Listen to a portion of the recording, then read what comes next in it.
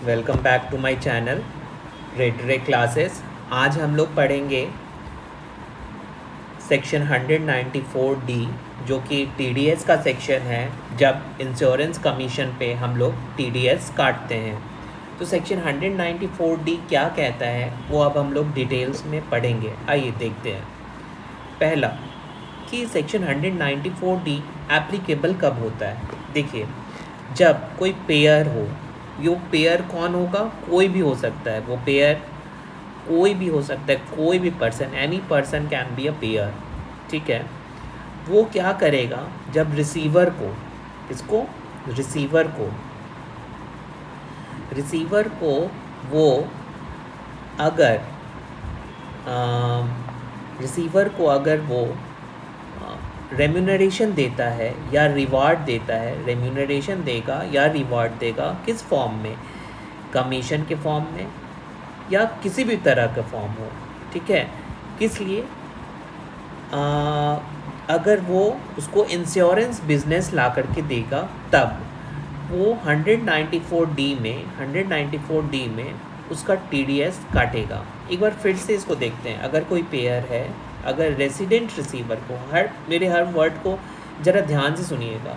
अगर कोई पेयर है, कोई भी पर्सन, वो किसी रिसीवर को, जो कि रेसिडेंट एसएससी होना चाहिए, नॉन रेसिडेंट एसएससी नहीं, उसको अगर रेम्यूनरेशन देता है या रिवॉर्ड देता है कमीशन के फॉर्म में या दूसरा नाम लेकर के, कोई भी तरह से अगर वो उसको कोई रिवॉर्ड देता है या रेम्यूनरेशन देता है, किस लिए, ताकि वो सॉलिसिट करे या उसको एक इंश्योरेंस बिजनेस ला करके दे, तब पेयर जो होगा वो, उसका ड्यूटी होगा कि वो डिडक्ट करेगा tax, TDS under section 194D। I hope मैं यहाँ तक क्लियर हूँ। आइए अब नेक्स्ट पढ़ते हैं कि टीडीएस का रेट क्या होगा। तो टीडीएस का जो रेट है वो रेट है 5%। ठीक है। 5% का रेट पे टीडीएस काटेगा। किसका, पेयर काटेगा, रिसीवर का। और रिसीवर कौन होगा, रेसिडेंट एसएससी। पेयर कौन होगा, कोई भी पर्सन। और याद कीजिए कि कब कटता है, जब हम लोग रेम्यूनरेशन या रिवॉर्ड लेंगे कमीशन के फॉर्म में या उसको कुछ भी बोल करके।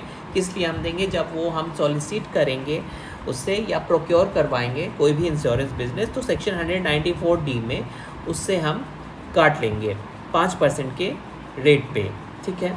कब कटता है, ये तो बहुत नॉर्मल सा, ये हर प्रोविज़न में आपको कॉमन मिलेगा। At the time of a credit और at the time of a payment, whichever is earlier. ठीक है। अब आइए जो इम्पॉर्टेंट पॉइंट है 194D का वो देख लेते हैं।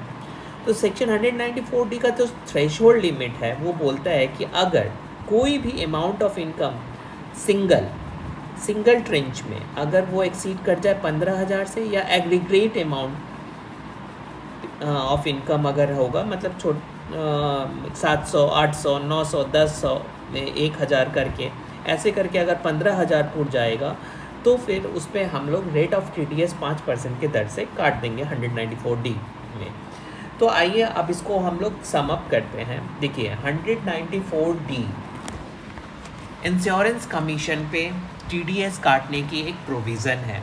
ये बोलता है कि कोई भी पर्सन जो पेयर होगा, वो अगर रिसीवर जो कि रेसिडेंट एसएससी होगा, उसको अगर रेम्यूनरेशन देता है या रिवॉर्ड देता है किसी भी फॉर्म में, कमीशन या अदरवाइज, किस लिए, फॉर सॉलिसिटिंग और प्रोक्योरिंग इंश्योरेंस बिजनेस, तो it's the duty of a pair, ये ड्यूटी होता है ताकि वो डिडक्ट करेगा टीडीएस अंडर सेक्शन 194D में, और रेट जो होगा इसका वो 5% होगा। टाइम ऑफ डिडक्शन क्या है, at the time of a credit और at the time of a payment, whichever is earlier. और थ्रेशोल्ड लिमिट क्या होगा, अमाउंट ऑफ इनकम पेड और aggregate amount of income paid, वो अगर 15,000 से ज़्यादा एक्सीड कर जाता है तो। ठीक है।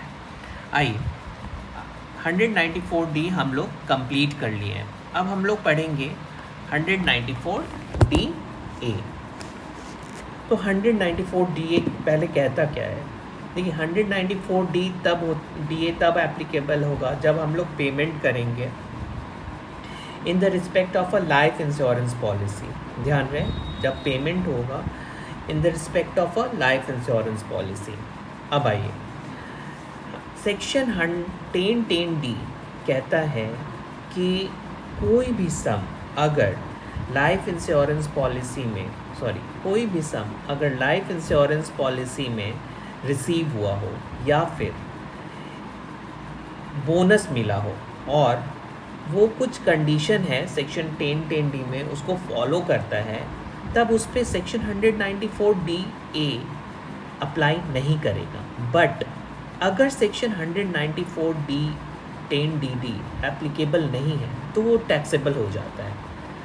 ठीक है, जैसे ही वो टैक्सेबल हो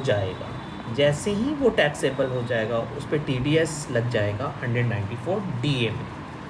तो एक बार इसको सम अप करते हैं। सेक्शन 10(10)(d) में अगर कोई सम ऑफ रिसीव होता है लाइफ इंश्योरेंस में या बोनस के रूप में और वो सेटिस्फाई करता है सारे कंडीशन 10(10)(d) का, ये जो कंडीशन है हम लोग अलग से पढ़ लेंगे। फ़िलहाल के लिए आप अभी ध्यान रखें कि सेक्शन 10(10)(d) में कुछ कंडीशन स्पेसिफाइड किया हुआ है जिसके वजह से एग्जेम्पशन हम क्लेम कर सकते हैं। अगर वो 10(10)(d) इस पर एप्लीकेबल नहीं होता है तो वो टैक्सेबल हो जाएगा, और जैसे ही टैक्सेबल होगा 194(d)(a) का टैक्स उस पर लग जाएगा, TDS कलेक्शन का लग जाएगा। ठीक है, आई होप यहाँ पे हम क्लियर हैं। अब आइए रेट ऑफ TDS, इसका रेट क्या है? इसका रेट देखिए, एक बहुत इंपॉर्टेंट डेट है, उसको याद रखिए, 1 सितंबर 2019। ठीक है, ये जो 1 सितंबर 2019 है, अगर इससे पहले अगर हम सम पे किए होंगे किसी भी रेसिडेंट को, ठीक है, अगर हम कोई सम पे किए होंगे किसी भी रेसिडेंट को, तो 1% हम उस सम पेड का TDS 194(d)(a) में काट देंगे। ठीक है, और 1/9/2019 के बाद अगर हम कर रहे हैं तो TDS 5% पे कटेगा। लेकिन कब, कितने पे कटेगा? पहले जो भी प्रीमियम हम उस इंश्योरेंस के लिए पे कर चुके हैं उसमें से जो अमाउंट रिसीव हुआ है उसमें से जितना भी हम इंश्योरेंस प्रीमियम पे कर दिए हैं उसको सब्ट्रैक्ट कर लेने के बाद 5% के TDS 5% के रेट पे हम TDS कट कर लेंगे। तो बेसिक 194(d) इतना ही कहता है, और इसका जो थ्रेशोल्ड लिमिट है वो है सिंगल पेमेंट या एग्रीगेट पेमेंट, अगर वो एक्सीड हो जाएगा 1 लाख रुपया से ज़्यादा तो। आई होप 194(d)(a) क्लियर है। तो इसको सम अप करते हैं। देखिए 194(d)(a) को जानने के लिए पहले सेक्शन 10(10)(d) का एप्लीकेबिलिटी चेक कर लेंगे।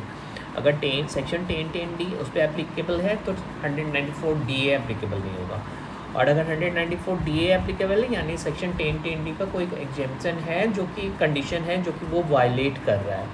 जैसे ही 194(d)(a) हो जाएगा तो फिर हम एक डेट याद रखेंगे, 1 सितंबर 2019। अगर 1 सितंबर 2019 से पहले पेमेंट किया गया है किसी भी रेजिडेंट SEC को तो 1% के रेट ऑफ इंटरेस्ट से उसको काट लेंगे उसका TDS 194(d)(a) में। और अगर 1 सितंबर 2019 के बाद का कहानी है तो 5% का TDS कटेगा, लेकिन जितना भी इनकम रिसीव हुआ है उसमें से माइनस कर देंगे, जितना भी हम लोग प्रीमियम पे किए हैं उसको घटा करके तब हम उसमें से 5% का TDS 194(d)(a) में कट कर लेंगे। आई होप यहाँ तक हम क्लियर होंगे। नेक्स्ट TDS के सेक्शन हम लोग मैं अपने नेक्स्ट वीडियो में डालूँगा। अगर आपकी कोई कमेंट हो या सजेशन हो प्लीज़ कमेंट बॉक्स में ज़रूर डालिएगा, और प्लीज़ मेरे चैनल को सब्सक्राइब कीजिए, इससे हमें बहुत मदद मिलेगी और एक मोटिवेशन होगा कि मैं फ़र्दर कंट्रीब्यूट कर सकूं। Thank you.